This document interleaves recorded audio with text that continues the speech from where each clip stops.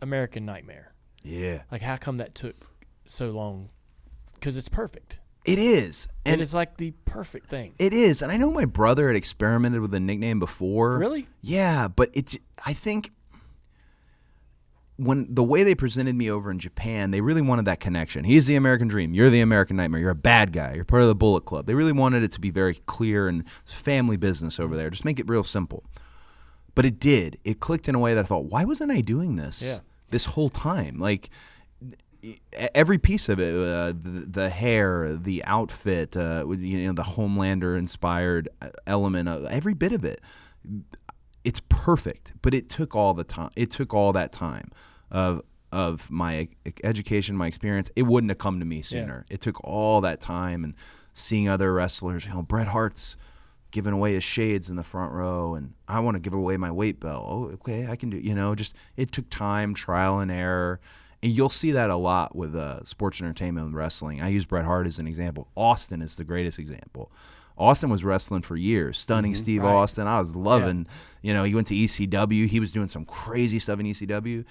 And the ringmaster, then he becomes Stone Cold. But it was deep. He was experienced enough to handle it once he got his mantle. Yes. I felt like, that's why I tell people all the time, if it feels like they're seeing me for the first time. I got the mantle. I got the cape and the cowl. I found it, whatever it is.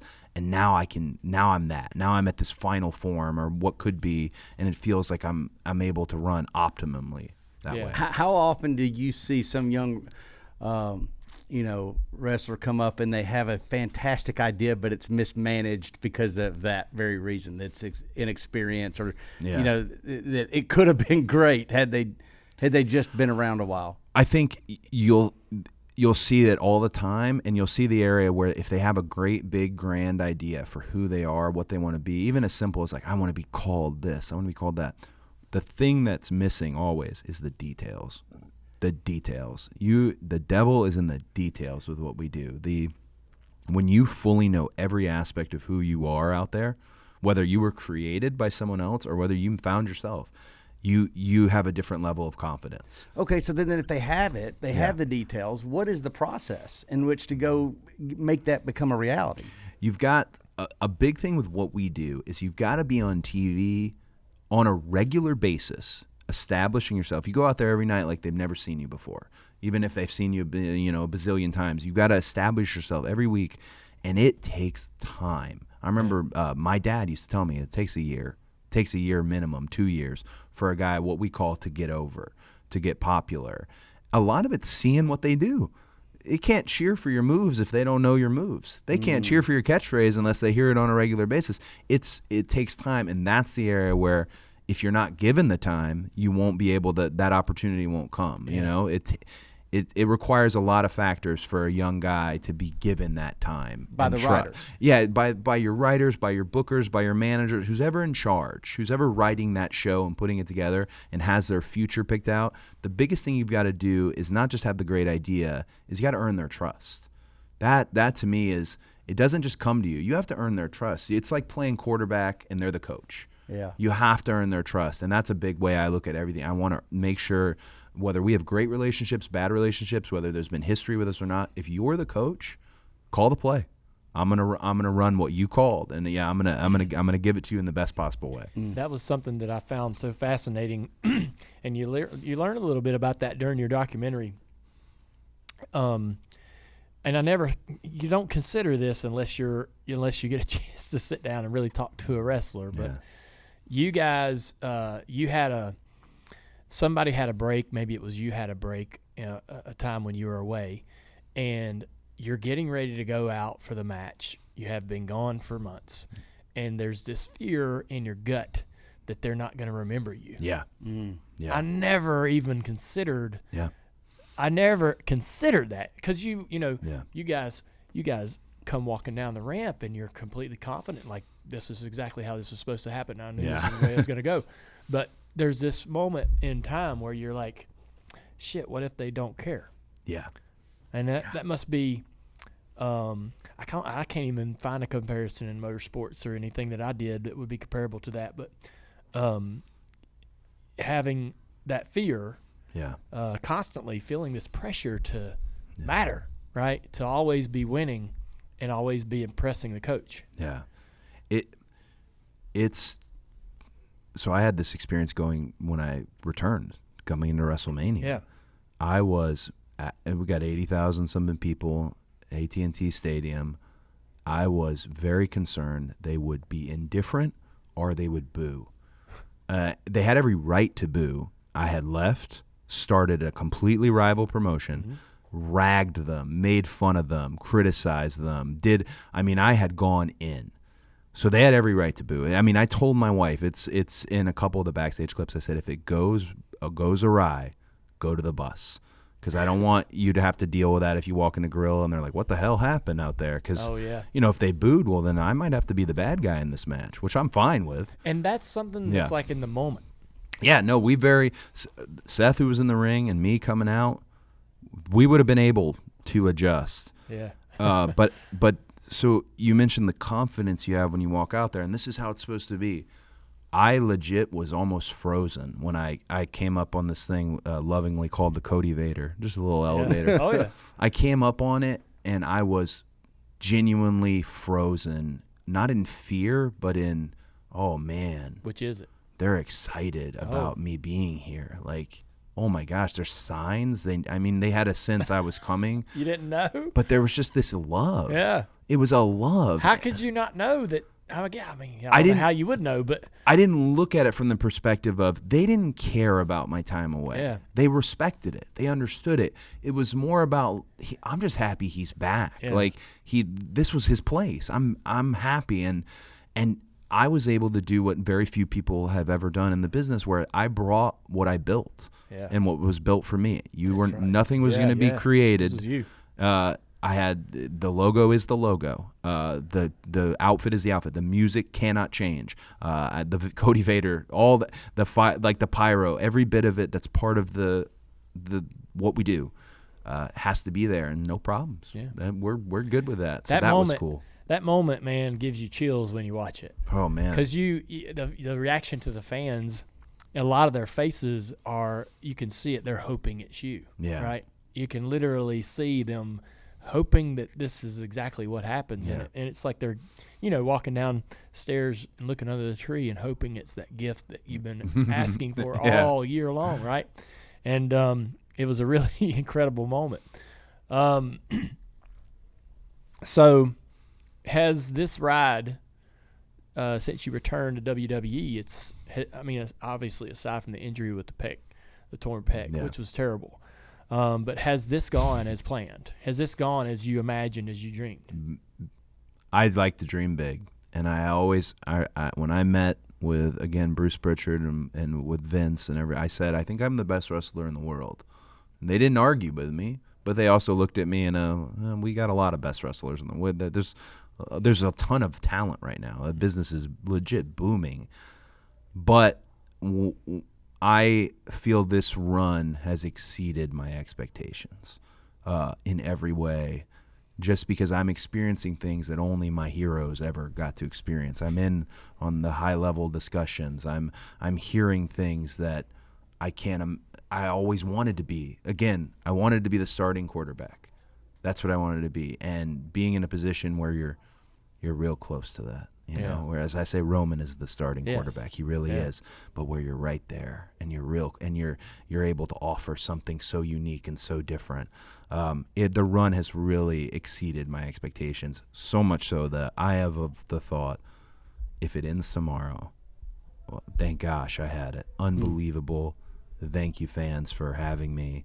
I tell them every night, I love you guys. Thank you. I have just a different outlook and different perspective. I'm of the thought it will end tomorrow always, and it's lately it's getting bigger and bigger, and that's interesting, because I feel like I kind of felt like that in the second half of my career, or the back 25% of my career. I started feeling I celebrated every win as I did my first, because I didn't know when the last one was coming. Yeah. And I think that maybe you, in a way, since you've had this sort of path and this detour, you did it backwards, right? Yeah. You have this really unique perspective and appreciation for exactly where you are. Yeah. To have this second chance, to have this, you know, to live the dream that you've had all your life, you know, that your dad lived. The story is just, I mean, I watched that documentary and I'm like, damn. I mean, the whole thing coming together, put in front of you in one piece is a hell of a thing. Can you believe that we've had 7 months without an NFL game? Well, good thing that's finally over. The NFL is here, and DraftKings Sportsbook, an official sports betting partner of the NFL, is giving you a can't-miss offer for Week 1. This week, new customers can get $200 in bonus bets instantly when you bet just $5 on any NFL game. DraftKings is hooking everyone up with game day greatness. All customers can take advantage of 2 new offers every single game day this September. Check the app to see what you get. Download now and use code DJD to sign up. New customers can take home $200 in bonus bets instantly just for betting $5. That's code DJD only on DraftKings Sportsbook, an official sports betting partner of the NFL. The crown is yours.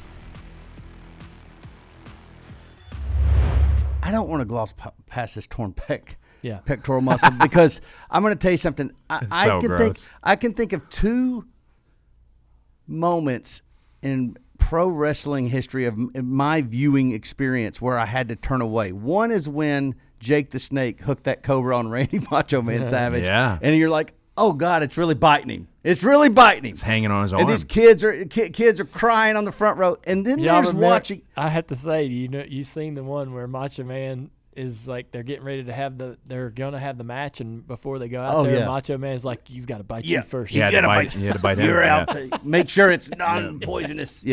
But then there's watching you with your whole shoulder looking like so bad. And when you take those hits, you feel it.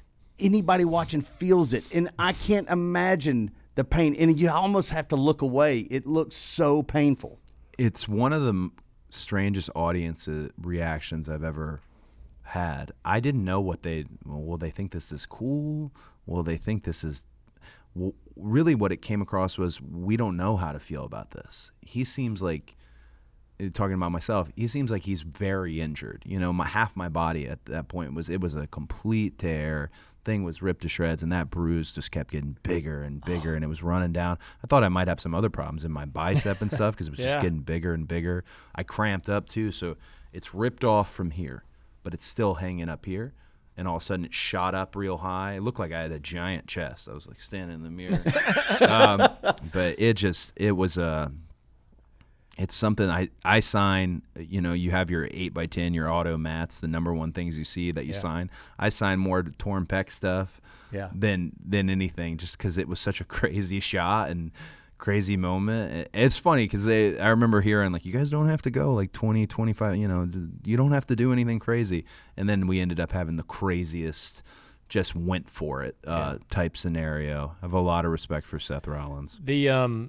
The one of the things that I thought was really crazy was that after the surgery, right? You've got to. I mean, you get this injury, bench pressing, something that you've got to do as a wrestler, right? You've got and you talked about the main problem going forward wasn't really about the injury healing; it was the psychological trusting, being able to do right, lifting things. And I, you know, being a big fan of football, right? Guys injure their knees, and you're like, you think about that. You're like, you know, really, I want this guy to have a great career, but how in the hell does he trust to make the cut? How does he really commit 100% to be able to do the burst that he has and provide all this? So, you know, when has that moment happened yet, where you're like, it's out of mind? It's not even something you think about.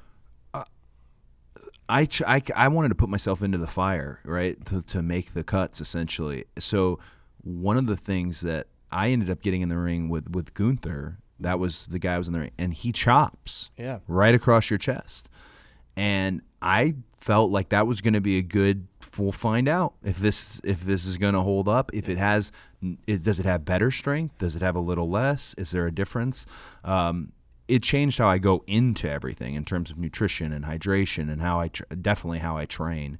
But I think the scar is huge. Like, there's so many guys who've torn their pecs, no scar. I got this giant like keloid scar sitting there. What the hell? But it made it so it felt like it always needs to be protected. Like, I have to protect it in there. It is now an added factor. I don't know if I'm afraid of tearing it as much as I'm afraid of, using this is my right arm as well. The big thing with me was clotheslining somebody. Yeah. If I'm clotheslining somebody and they hit me, like they hit this, it goes this way. Yeah. That's the big thing. It goes this way. So that's his name is Brian Toven, the guy who was doing my PT. He would throw a ball at me, and I'd just a bouncy like a ball, and I'd hit it, and it hit against the wall and catch it. He had to come up with these little drills just so that I felt comfortable hitting somebody. Building your confidence. Building the confidence back. There's before I came back to the Rumble, I wonder if the video will ever surface, but we have security cameras at my school, and I came in one day and there was no one in there. So all I did was just run in the ring like exactly how you would run in the Rumble. I ran in the ring, I shadow hit a few people, and then I threw myself over the top to see if I could hang on, because that's a big thing. Oh my gosh, he's almost eliminated. You got to be able to do those. Yeah. So I did it like 100 times just by myself, just running in. No one's around. I needed it to feel like it used to, and it didn't feel that way right away. It took time. It took a few. I think probably about a month as being back active. Like, okay, it's fine. It's okay. Something else is going to tear. This one's good. You know what I'm saying? It's fine. It's okay. But they have a great medical team at WWE. They don't let you, they make you go through the ringer to come back too. Oh my gosh. You got to go down, train with guys. You get 2 weeks, a minimum. It's the same when you get any type of head injury, which is a proper protocol now. Sure. You got to go through all the tests and all the panels. And so I got through it.